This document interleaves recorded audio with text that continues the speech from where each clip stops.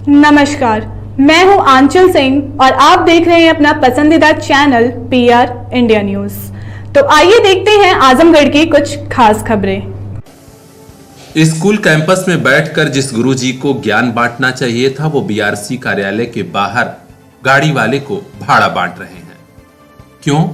क्योंकि किताबें ढोकर स्कूल तक ले जाना है। जी हां, सरकार के तमाम इंतजाम के बावजूद आजमगढ़ में बेसिक शिक्षा विभाग का यही कड़वा सच है। विभाग के बड़े अफसर कभी कभार बेसिक शिक्षकों से बेगारी कराते हैं, यह तो जग जाहिर है। लेकिन आजमगढ़ में कुछ खंड शिक्षा अधिकारियों ने तो परिषदीय विद्यालयों के शिक्षकों को बंधुआ मजदूर बनाकर रख दिया है। यह दृश्य देखिए, यह दृश्य बीआरसी ठेकमा का है।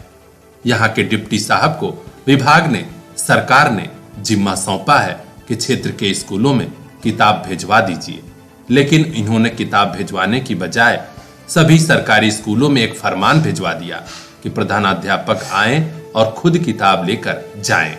आप देख सकते हैं ठेकमा ब्लॉक संसाधन केंद्र पर कई शिक्षक किताब ले रहे हैं। कुछ तो मिलकर भाड़े की गाड़ी करके लाए हैं। डिप्टी साहब का डर है इतना कि बोल भी नहीं सकते, बोलेंगे तो नौकरी चली जाएगी। यहीं पर पहुंची पीआर इंडिया न्यूज की टीम तो देखा कि वाकई इस अव्यवस्था से शिक्षक बेहद परेशान हैं।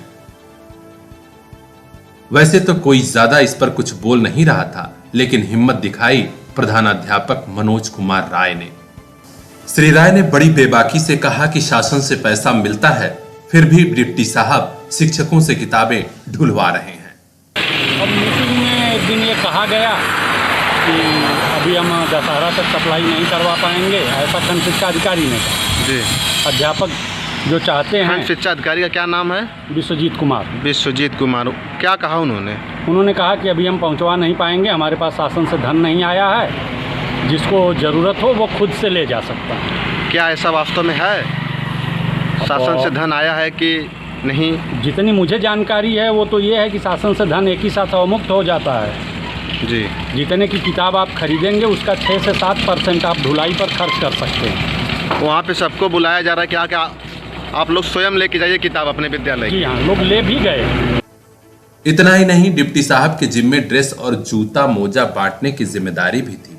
आलम यह है कि श्री राय के विद्यालय पर 400 बच्चे हैं, लेकिन उन्हें महज 250 जूता मोजा मिला और भी चीजों में इसी तरह कटौती कर दी गई है। मैं हेडमास्टर हूँ English medium primary school Barda. जी। क्या समस्या है आपकी? समस्या कुछ खास नहीं है साहब। अब अक्टूबर का महीना आ गया, अभी तक किताबें नहीं आई हैं। बच्चों को किताबें नहीं मिल पाई।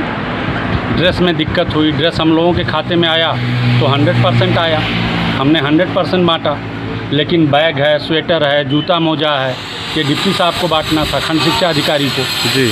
तो उन्होंने स्वेटर 50% दिया। जैसे मैं अपने विद्यालय की बात करूं तो 400 बच्चों के सापेक्ष 224 स्वेटर मिले। जी। जूता मोजा की बात करूं तो केवल 250 जूता मोजा मिला। बैग की बात करूं तो 317 बैग मिले। तो अब वो भी 100% के लोग नहीं दिए, वो एक तनाव का कारण बना हुआ है। दूसरे, जब शासन से सीधा निर्देश है कि आप किताबें नहीं लेने जाएंगे, आपको वो स्कूल पर पहुंचाई जाएगी। अब हम लोग स्कूल पर इंतज़ार कर रहे थे, आज पता चला कि सारी किताबें बच गई, किताब ही नहीं है। तो मैं बीआरसी आया।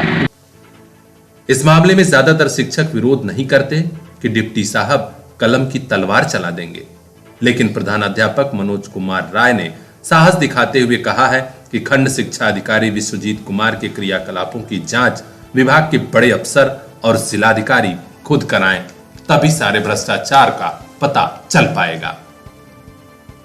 पीआर इंडिया न्यूज भी चाहता है कि बेसिक शिक्षक विभाग के संगठन और उनके पदाधिकारी इस साहसी शिक्षक मनोज कुमार राय का समर्थन करें, जिससे कम से कम बीआरसी कार्यालयों पर चल रहा भ्रष्टाचार उजागर हो।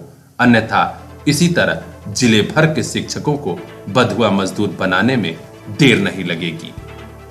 ठेकमा से ब्यूरो चीफ रिंकू चौहान की रिपोर्ट, पीआर इंडिया न्यूज।